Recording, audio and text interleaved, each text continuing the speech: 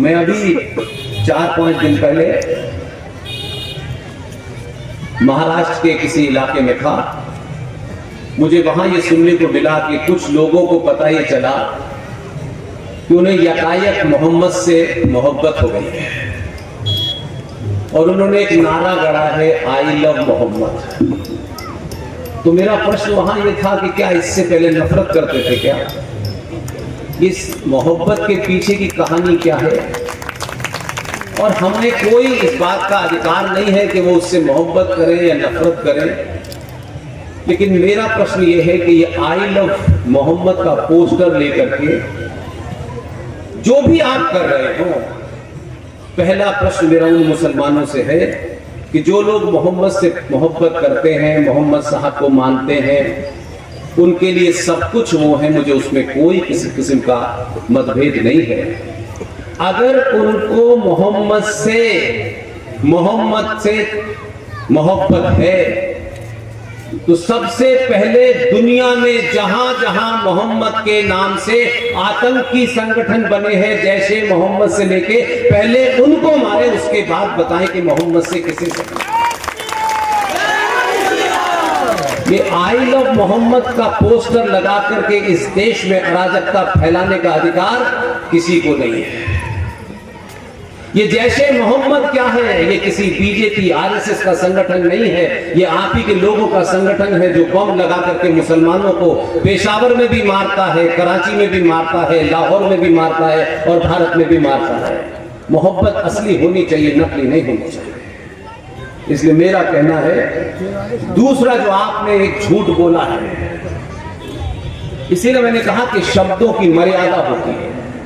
शब्द सड़क चलते कहीं पैदा नहीं होते हैं। सनातन हिंदू शब्द सभ्यता में, संस्कृति में जो शब्द की उत्पत्ति होती है वो किसी क्लास में प्रोफेसर के बनाने से नहीं बनती है। शब्दों की उत्पत्ति आपकी धार्मिक, आपकी सांस्कृतिक, आपकी मानवीय मूल्यों के प्रतिबिंब से बनती है। अब गलती ये हो गई है कि आप शब्द के मतलब नहीं जानते और बिना जाने जोर जोर से इसे बोलते हो कि चवन्नी छाप नेता आता है, अपने फायदे के लिए वो कुछ भी नई कंडीशन गढ़ देता है और आप उसे बोलने लगते हैं। इसी में एक सबसे बड़ा शब्द बोला जाता है और सिर्फ सनातनी हिंदू बोलते हैं और कोई नहीं बोलता। सारे धर्म बराबर हैं, ये दुनिया का सबसे बड़ा झूठ है। इस संसार, इस ब्रह्मांड की उत्पत्ति से और जब तक ये ब्रह्मांड है, एक ही धर्म था, एक ही धर्म है, एक ही रहेगा और उसे सनातन कहते हैं। हमारे संस्कारों में, हमारी आस्थाओं में धर्म शब्द का अनुवाद मजहब नहीं होता, रिलीजन नहीं होता। हम जिन आस्थाओं से निकल के आए हैं, मैंने कहा कि शब्द की उत्पत्ति आपकी आस्थाओं से होती है। धर्म शब्द का अर्थ होता है आपका कर्तव्य। एक पिता का धर्म क्या है, एक माँ का धर्म क्या है, एक राजा का धर्म क्या है, उस कर्तव्य को हम धर्म कहते हैं। धर्म मजहब के बराबर नहीं है, रिलीजन के बराबर नहीं है। इसलिए शब्दों का चयन ध्यान से कीजिए। ऐसे ही एक शब्द का इस्तेमाल आप लोग बहुत कर रहे हैं और हमारी संस्कृति का शब्द है, किसी डिक्शनरी का शब्द नहीं है। ऐसा नहीं था कि कुछ अंग्रेज यहां आ गए थे उसके बाद हमें ज्ञान बांट गए थे। एक शब्द है, उस शब्द की मर्यादा है, वो शब्द कैसे बना उसके पीछे पूरा एक सिस्टम खड़ा है। इसलिए आए बाएं शब्दों के बोलने से लोग आपको हल्का मान लेते हैं। एक शब्द है युद्ध। युद्ध शब्द जहां से निकला उसकी सीमाएं हैं, उसके कुछ नियम हैं। हम महाभारत के युद्ध की बात करते हैं, राम के जमाने जो भी युद्ध हुए उनकी बात करते हैं।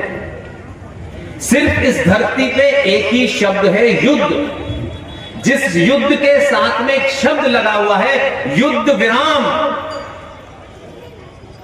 हमारी आस्थाओं परंपराओं में महाभारत जैसा जब युद्ध हो रहा था तब भी नियम थे। सामने वाला हमसे युद्ध कर रहा था तब भी नियम थे। वो शत्रु था तब भी नियम थे। कि सुबह सूर्य के निकलने के समय बिगुल बजेगा, दोनों तरफ की सेनाएं अपनी तैयारी करेंगी और युद्ध एक दूसरे के खिलाफ लड़ा जाएगा और सूर्यास्त शाम को होगा, युद्ध रोक दिया जाएगा। उधर के सैनिक उधर चले जाएंगे, इधर के सैनिक इधर चले जाएंगे, लेकिन इधर के वैद्य, इधर के डॉक्टर दूसरे के कैंप में जाकर के उनकी भी मरहम पट्टी करेंगे। इसलिए युद्ध के नियम होते हैं। लेकिन जब आप तथाकथित भांडों द्वारा, फिल्मी भांडों द्वारा जो फिल्म के अंदर कोई शब्द बोल दिया जाता है और उसे आत्मसात कर लेते हैं और उसका फिर आप तुलनात्मक अध्ययन करते हैं कि युद्ध का मतलब जंग होता है। जंग हमारी संस्कृति का शब्द नहीं है, हमारी मर्यादाओं का शब्द नहीं है। युद्ध को जब आप जंग के समकक्ष खड़ा करते हैं तो आप गंदी नाली की तुलना समुद्र से करते हैं। उर्दू में जब जंग कहा जाता है तो उर्दू में यह भी साथ में कहा जाता है, जंग में इश्क और जंग में सब कुछ जायज है। जो लोग इस फिलॉसफी को मानते हैं, फिर वो लोग पहलगांव में 26 सनातनियों की आस्थाओं परंपराओं के चिन्ह देख करके गोली मारना भी जायज है। और सौरभ कालिया जो हमारे देश की सेना का एक सिपाही था, युद्ध लड़ते लड़ते वो उनकी तरफ रह गया जिसके यूएनओ के नियम तक नहीं माने। उस युद्ध में उस सौरभ कालिया की आंखें निकालना भी जायज है। और हम एक लंबे समय से युद्ध में ग्रस्त थे।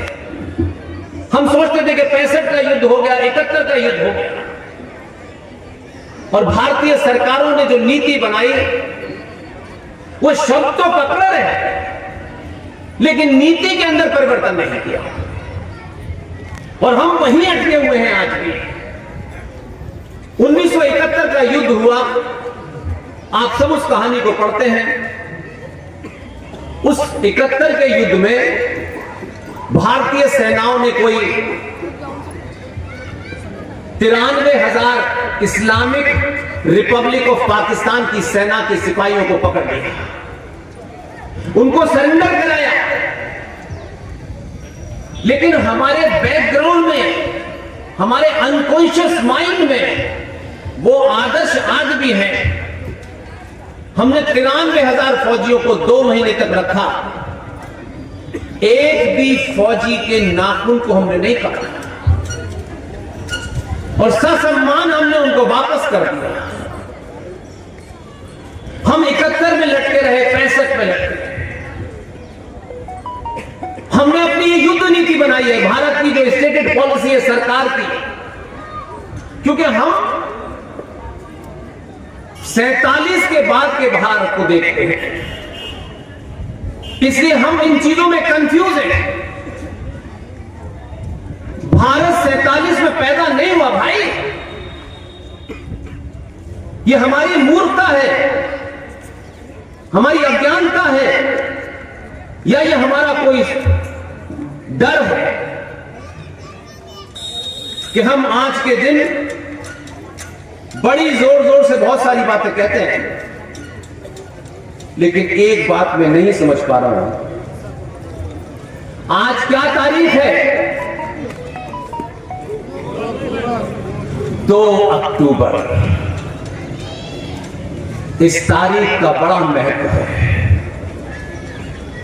लेकिन सुई आपकी एक जगह अटक गई है। इसलिए समाज धीरे धीरे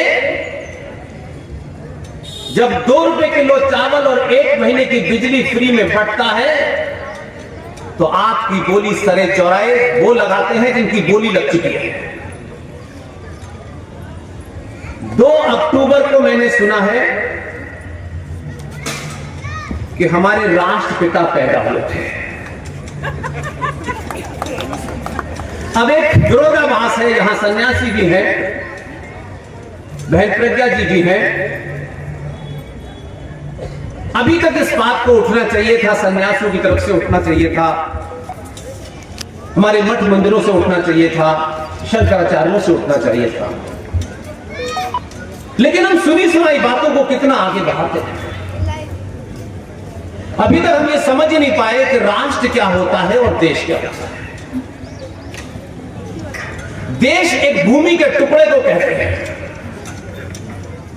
और देश को चलाने के जितने भी संस्थान हैं सब तनख्वाह पे काम करते हैं। सेना हो, पुलिस हो, प्रधानमंत्री हो, एमपी हो, मंत्री हो, संतरी हो, जितने भी अंग हैं सबको तनख्वाह मिलती है, तब वो देश का काम करते हैं। राष्ट्र क्या होता है? राष्ट्र आपकी आस्थाओं से, परंपराओं से, सरोकारों से चलता है और राष्ट्र का अगर कोई पिता हो सकता है तो वेद व्यास हो सकता है और कोई भी हो सकता। राष्ट्र 1947 में नहीं पैदा हुआ है, लेकिन क्या कंट्राडिक्शन है। राष्ट्र हजारों साल से है, पिताजी 47 में पैदा हुए हैं, लेकिन आज 2 अक्टूबर है।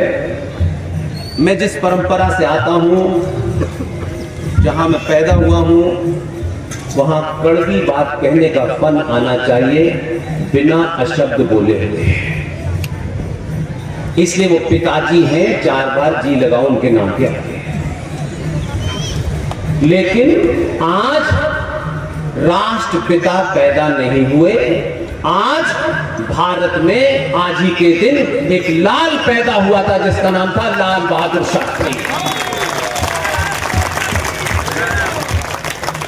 और जब आप लाल बहादुर शास्त्री कहते हैं तो किसी पार्टी के बंधन से बाहर निकलिए। लाल बहादुर शास्त्री कितने गरीब थे इसकी कहानियां आपने सुनी होंगी।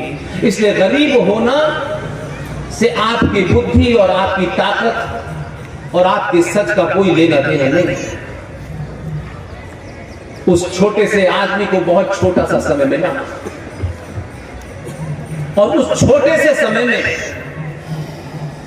उसने 65 में जो पाक जमीन है, जिसे बताते हैं कि अल्लाह ने बनाई है, क्योंकि उससे पहले अल्लाह ने कोई जमीन ही नहीं बनाई थी, उसको घर में घुस के तब मार चुके। हम अपने बहादुरों का न सम्मान करते हैं न समाज में उनके बारे में बात करते हैं। हमें कायर पसंद थे, इसलिए लगातार कायर ही आपको मिले।